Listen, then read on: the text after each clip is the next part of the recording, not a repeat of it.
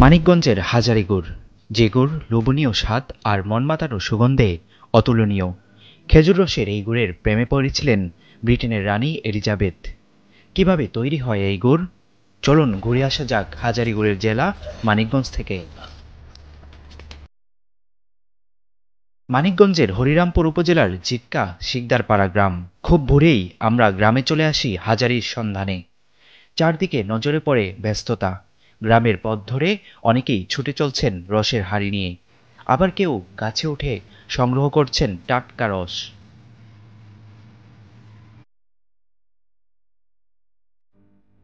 গুড় তৈরিতে যে শুধু পুরুষের ব্যস্ততা তা নয়, গৃহবধূরাও ভোর থেকে কাজে নেমে যান। গুড় জাল দেওয়ার জন্য চুলা প্রস্তুত করে জ্বালানি নিয়ে কাজ শুরু করেন। আমাদের মানিকগঞ্জের একটা ঐতিহ্য, ভালোই লাগে। মনে করুন মানিকগঞ্জের হাজারি গুড় তৈরি করি আমরা, ভালোই লাগে। প্রত্যেক দিন এই আপনার 3 কেজি কি 4 কেজি এরকমই হয়। ব্যস্ততা কেমন কাটে আপনাদের? সকাল থেকে কি করেন? ব্যস্ততা অনেক কাটে। ব্যস্ততা সকালে ওঠা লাগে, বাইনের ছাই ওঠান লাগে, তারপর তাফাল বসান লাগে, পানি আনা লাগে মনে করেন, তারপরে রস জাল দেওয়া শেষ হয়ে গেলে আবার পানি গরম করা লাগে, ওই আড়ি ধোয়া লাগে, নাল ধোয়া লাগে, অনেক পরিশ্রম। হাজারি গুড় তৈরির প্রক্রিয়া দেখতে আমরা যাই মিজান গাছের বাড়িতে। জিটকার প্রায় সবাই বলছিলেন হাজারি গুড় বানানোতে মিজানের সুনাম সবাইকে ছাড়িয়ে গেছে। এমনকি তার বাবার চেয়েও ভালো গুড় বানান তিনি। আমার বাপের বাড়িও গাছগাছালি আসছিল, রাখা গুড় বানাইছে। আবার যে বাড়ি বিয়ে হয়েছে জোর বাপের সাথে, এও আইসা সারলে পরে দেখছি গাছ কাটে গুড় বানায়, এই ভালো গুড় বানাইতে পারে নাই। এই পোলাটা আমার অনেক অনেক অনেক গুণ আছে। ভোরে সংগ্রহ করা তাজা রস মাটির চুলার উপরে বড় পাত্রে ঢালা হলো। এরপর শুরু হয় রস জাল দেওয়ার কাজ। এ কাজে মিজানকে তার পরিবার সবসময় সাহায্য করে। খেজুরের রস জাল দিতে দিতে কথা বলছিলেন মিজান গাছি। তিনি বলছিলেন তার তৈরি গুড়ের বৈশিষ্ট্য। মানিকগঞ্জ জন্মগ্রহণ করে আমি গর্বিত। আমি আনন্দ সহিত বলতে পারি যে আমি যে হাজারি গুড়টা তৈরি করি, এটা বাংলাদেশের অন্য কোথাও পারে না। আর আমার এই গুড়টা শুধু বাংলাদেশ না, বাংলাদেশের বাহিরেও অনেক সুনাম, অনেক খ্যাতি। আমি সক্ষম হয়েছি, তাই আমি গর্বিত। হাজারি প্রামাণিক নামক ব্যক্তির হাত ধরে বিখ্যাত হাজারি গুড়ের প্রচলন শুরুর লোককথাও জানান মিজান গাছি। আমার সন্ন্যাসী এক ছিল, একজন আমাদের এখান ছিল হাজারি নামে একজন এই লোক ছিল, ব্যক্তি ছিল।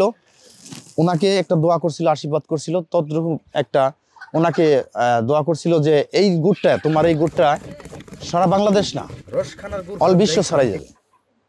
তখন ওনার দোয়ায় এই হাজারি উনি গুড় তৈরি করতো, কেমরেই দিন দিন গুড়টা ভালো হয়ে আসতো। তো এক সময় দেখা গেছে বেশ কিছু বছর পরে রানী এলিজাবেথ উনি আসছিল, আসার পরে আমাদের এই গুড়টা খাইছিল, খাইয়ে উনি মুগ্ধ হয়েছে। মুগ্ধ হওয়ার পরে ওনাকে একটা সিলমোহর উপহার দিচ্ছিল, যে এই সিলমোহরটা আপনাকে উপহার দিলাম, এই গুড়ে এই সিলটা দিবেন আপনি। গুড় তৈরিতে রয়েছে জ্বালানির সংকট। সরকারের পক্ষ থেকে গ্যাসের ব্যবস্থা করা হলে কাজটা সহজ হতো বলে জানান মিজান। আমাদের এই হাজারি গুড়টা তৈরি করতে জ্বালানির সংকট। অনেক সময় দেখা যায় আমাদের দেশ ধান হয় না, ধান না হলে খড়গুলা হয় না, খড় না হলে আপনার জ্বালানিটা হয় না, দিতে করতে পারি না। তদ্রূপ আমাদের জ্বালানির খুব সংকট। তো আমাদের যদি গ্যাস হইতো তাহলে আমাদের জ্বালানির সংকটটা নিবারণ হইতো। গল্প করতে করতে রস জাল হয়ে যায়। এবার পাত্রে ঢালার সময়। মাটির একটি বিশেষ পাত্রে ফুটন্ত রস ঢালা হলো। এবার শুরু হলো দ্বিতীয় পর্বের কাজ। এখানেই তৈরি হবে হাজারি গুড়। কাঠ কিংবা তালের লাঠি দিয়ে ঘুরতে হবে দীর্ঘক্ষণ। তারপর রসের রং হালকা বাদামি হয়ে আসবে।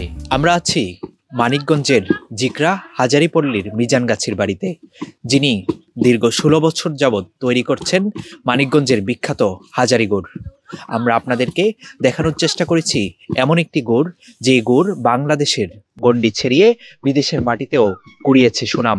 মিজান গাছি বলছিলেন, হাজারি পরিবার প্রায় 300 বছর ধরে বংশ পরম্পরায় এই গুড় তৈরি করে আসছে। আগে অনেকেই হাজারি গুড় তৈরির সঙ্গে জড়িত থাকলেও নানা কারণে তারা পেশা ছেড়েছেন। তবে এখনও টিকে আছে 22টি পরিবার।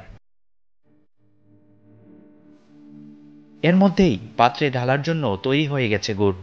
সেই গুড় মাটির ছোট পাত্রে পাটালি আকারে ঢালা হচ্ছে।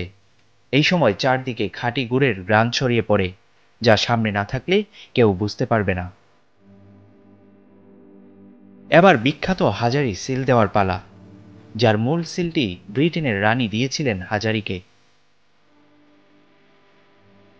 সাধারণ পাটালি গুড়ের চেয়ে হাজারি গুড়ের পার্থক্য অনেক।